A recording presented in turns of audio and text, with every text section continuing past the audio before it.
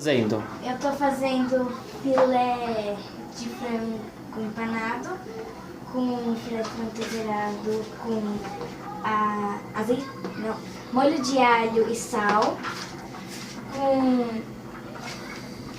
esqueci. Negocinho de fazer polenta. Farinha de milho? Farinha de milho fina. Isso. Ovo com sal e alecrim.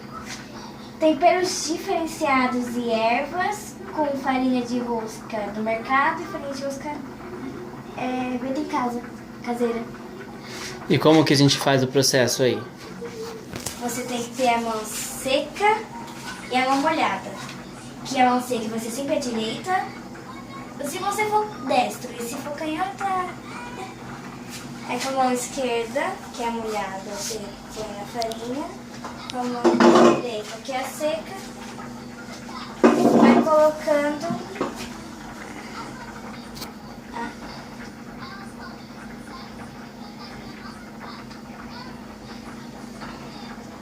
aqui, assim. Aí vai dando uma batidinha, vira, põe mais. Bate. Tem que cobrir tudo. Aí tira o excesso.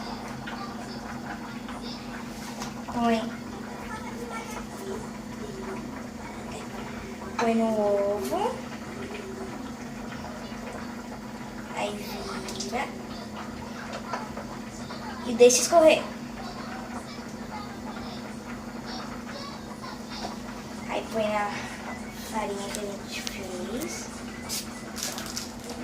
e vai colocando assim por cima.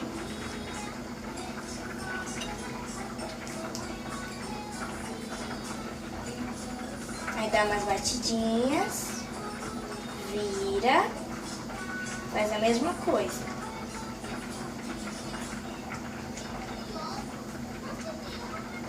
Aí vira, vê se cobriu tudo. E se não cobriu tudo, o que a gente faz? Vai colocando, assim, devagarzinho. E depois? Depois tira o excesso, assim, devagarzinho. Tira o quê? O excesso da farinha. Ah, o excesso. E depois separa. E separa. Aí vai de novo. Tchau!